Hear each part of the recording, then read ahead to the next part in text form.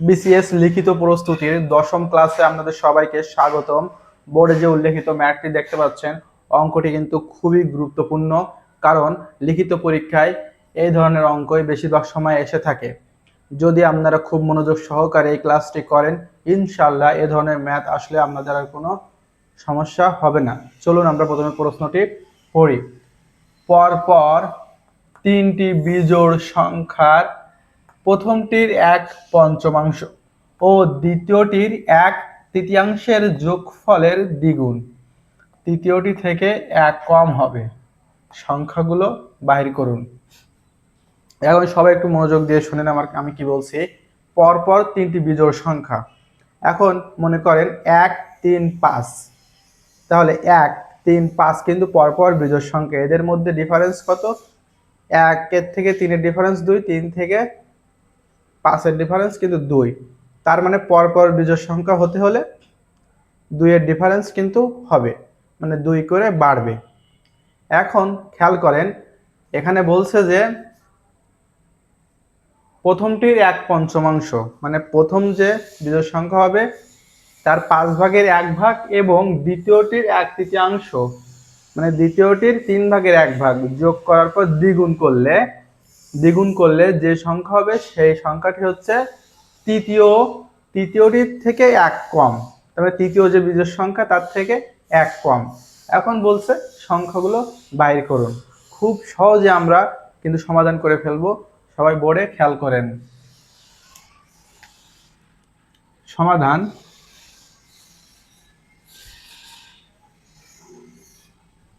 প্রথমে আমরা লিখব যে মনে করি প্রথম বিজোড় সংখ্যা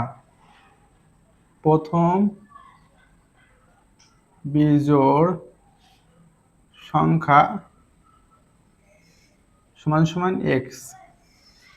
এরপরে দ্বিতীয় বিজোড় সংখ্যা সমান সমান এক্স প্লাস 2। তৃতীয় বিজোড় সংখ্যা সমান সমান এক্স প্লাস 4। সবাই খেয়াল করেন, মনে করেন এটা হচ্ছে বিজোড় সংখ্যা, এর পরবর্তী বিজোড় সংখ্যা হচ্ছে এক্স প্লাস 2, মানে পরবর্তী যে বিজোড় সংখ্যা হবে তার সাথে কি 2 যোগ হবে, এবং এর পরে যে বিজোড় সংখ্যা হবে এক্স এর সাথে কি যোগ করছি? 4 যোগ। এটা হচ্ছে কি তৃতীয় বিজোড় সংখ্যা, কারণ এর থেকে এর মধ্যে ডিফারেন্স 2, আবার এর থেকে মানে দ্বিতীয় থেকে তৃতীয়র মধ্যে ডিফারেন্স কত? 2। এই হচ্ছে পরপর তিনটি বিজোড় সংখ্যা আমরা ধরে নিলাম। এরপর লিখব প্রশ্ন মতে এই অংশটি কিন্তু খুবই গুরুত্বপূর্ণ, মনোযোগ দিয়ে না শুনলে কিন্তু আপনারা সহজে বুঝতে পারবেন না। এখানে কি বলছে? প্রথমটির 1/5, তাহলে প্রথম হচ্ছে এক্স, তাহলে এক্স এর 1/5 হচ্ছে x/5। এরপর বলছে দ্বিতীয়টির 1/3, তাহলে দ্বিতীয়টি হচ্ছে এক্স প্লাস 2, এক্স প্লাস 2 হচ্ছে দ্বিতীয় এর 1/3, মানে 3।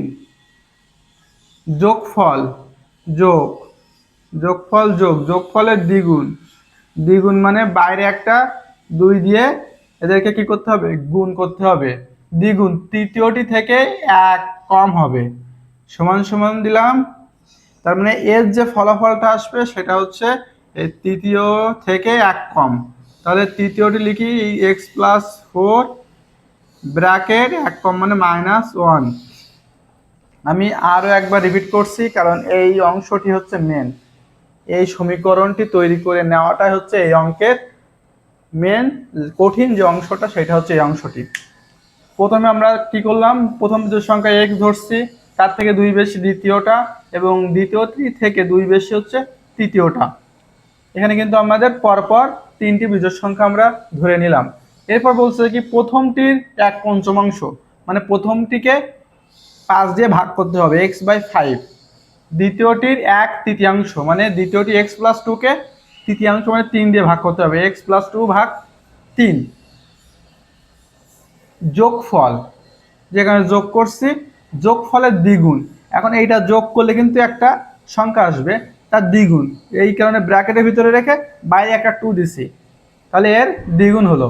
দ্বিগুণ তৃতীয়টি থেকে 1 কম হবে, এবার এর যে ফলাফলটা আসবে সেটা হচ্ছে কি হবে, এই যে তৃতীয় যে সংখ্যাটা তার থেকে 1 কম, এই তৃতীয় থেকে 1 কম করছি। এখন এই রাশিটিকে আমরা সমাধান করব, করে এখানে আমরা x এর মান বের করব। এবার খেয়াল করেন, বা প্রথমে আমরা যে কাজটা করব, এই ভিতরেরটা লসাগু করব, ভিতরেরটার লসাগু করব। এখন খেয়াল করেন 5 আর 3 এর লসাগু হচ্ছে 15, 15কে 5 দিয়ে ভাগ করলে 3 হয়, সেই 3 x এর সাথে গুণ হলে 3x, প্লাস ছিল প্লাস 3 দিয়ে 15কে ভাগ করলে 5, এই 5 দিয়ে আবার একে গুণ করতে হবে, করলে হবে 5x প্লাস 10, কারণ 5 দিয়ে একেও গুণ হবে একেও গুণ হবে, তাহলে 5x প্লাস 10, ব্র্যাকেট ক্লোজ করলাম। এখানে ব্র্যাকেটটা উঠাই দিব আমরা, x প্লাস 4 মাইনাস 1, ব্র্যাকেট উঠে গেছে, মাইনাস 1 এখানে আছে লিখলাম।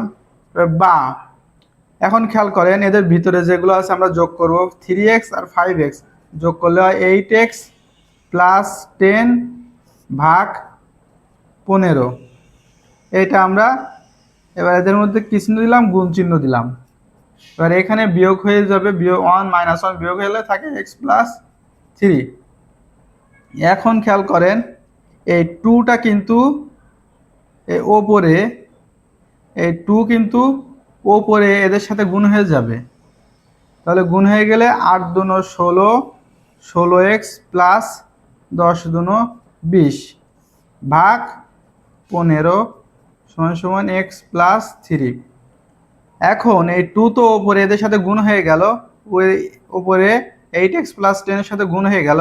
এখন নিচে যে 15 আছে এইটাকে আমরা সাইড পরিবর্তন করে ডান পাশে পাঠিয়ে দিব, ডান পাশে পাঠিয়ে দিব, দিলে বাম পাশে থাকবে 16x প্লাস 20 ইকুয়াল, তাহলে 15x, 15x প্লাস 3 15 45, সরাসরি গুণ করে দিলাম। নিচের 15 যখন ডান পাশে যাবে তখন x প্লাস 3 এর সাথে গুণ হয়ে যাবে, মানে 15x এর সাথে একবার গুণ হবে, 15 3 এর সাথে একবার গুণ হবে, তাহলে 15x যোগ 3 15 45।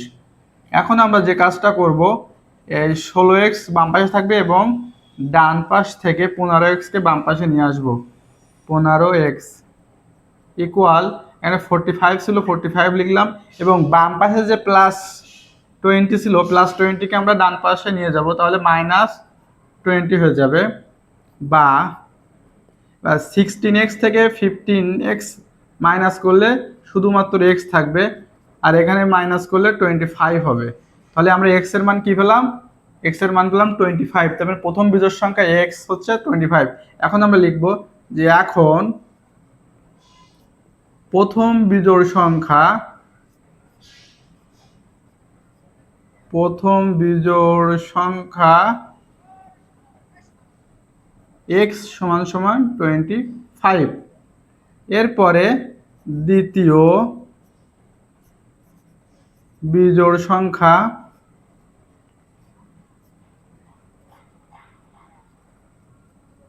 x plus 2 equal 25 plus 2 by 27। এবার তৃতীয় বিজোড় সংখ্যা x প্লাস 4 ইকুয়াল 25 প্লাস 4 বা 29। এই কিন্তু পরস্পর আমরা তিনটা বিজোড় সংখ্যা পেয়ে গেছি, 25 27 29। উত্তর 25 27 29। দেখছেন কত সুন্দরভাবে আমরা খুব সহজে কিন্তু এত জটিল একটি ম্যাথ সমাধান করে ফেললাম। শুধুমাত্র প্রশ্নটি সুন্দরভাবে আমরা প্রথমে বিশ্লেষণ করে নিছি এবং বিশ্লেষণ করার ফলে আমরা বুঝতে পারছি, তারপরে সমীকরণটা নির্ভুলভাবে লিখতে পারছি, অঙ্কটি কিন্তু খুব সুন্দরভাবে সমাধান হয়ে গেছে। এখন উত্তর সঠিক আছে কিনা যদি আপনাদের মনে কনফিউশন থাকে, আপনারা যদি মনে করেন না উত্তর সঠিক আছে কিনা একটু যাচাই করব, তাহলে কিন্তু আপনারা করতে পারবেন। কিভাবে খেয়াল করেন, এই 25কে কি বলছে, 25 হচ্ছে কি এক্স, তাহলে এক্স কে আমরা 5 দিয়ে ভাগ করছিলাম, এক্স কে 5 দিয়ে ভাগ করলে কত হয়, 5 হয়। এবার যোগ। এবার দ্বিতীয় যে সংখ্যাটা 27, 27কে আমরা কত দিয়ে ভাগ করছিলাম? 3 দিয়ে। তাই 3 নং 27, 9। এদের কি করছিলাম? 2 দিয়ে গুণ। এই বাইরে 2 ছিল, 2 দিয়ে গুণ। 9 14, 14 দুনো 28। ঠিক আছে। আর এইখানে কি করছিলাম? তৃতীয় সংখ্যা 29, 29 থেকে -1 করছিলাম, তাহলে কত? 28। দেখছেন তো উভয় পাশ কিন্তু মিলে গেছে। তার মানে প্রশ্নে যে সত্যের কথা বলেছিল প্রশ্নে সেটা কিন্তু আমরা খুব সুন্দরভাবে মিলিয়ে ফেলতে পারলাম। তার মানে কি উত্তর কিন্তু সঠিক। যদি কখনো পরীক্ষা হলে কনফিউশন লাগে তাহলে এভাবে আপনারা এক্স এর জায়গায় যে মানগুলো আসছে মানগুলো বসিয়ে এই যে প্রথম সমীকরণটার উভয় পাশ যাচাই করতে পারবেন। উভয় পক্ষ যাচাই করলে যদি সঠিক হয় তাহলে বুঝে যাবেন যে আপনার উত্তরটি কি নির্ভুল হয়েছে। এবং এ ধরনের ম্যাথ ভুল হওয়ার সম্ভাবনা তখন থাকে যদি আপনি প্রশ্ন পড়ে ভালোভাবে বুঝতে না পারেন। এজন্য কি করতে হবে? নিয়মিত ম্যাথ প্র্যাকটিস করতে হবে এবং অবশ্যই খাতা কলমে লিখে প্র্যাকটিস করতে হবে। এবং চাইলে আপনার এই সুন্দর যাত্রাটি আমাদের সাথে শুরু করতে পারেন খুব সহজভাবে। জাস্ট ইজি ম্যাথ অনলাইনের পেজটিকে ফলো দিয়ে রাখুন। আমরা নিয়মিত খুবই গুরুত্বপূর্ণ ক্লাসের ভিডিও দিয়ে থাকি যাতে আপনাদের উপকার হয়। ঘরে বসে আপনারা খুব সুন্দরভাবে লিখিত প্রস্তুতি শুরু করতে পারেন, সামনে এগিয়ে যেতে পারেন। নিয়মিত প্র্যাকটিস আপনাকে অনেক দূর পর্যন্ত নিয়ে যাবে এই আশা ব্যক্ত করে আজকে ক্লাসটা এই পর্যন্ত শেষ করছি। সবাই ভালো থাকবেন। আল্লাহ হাফেজ।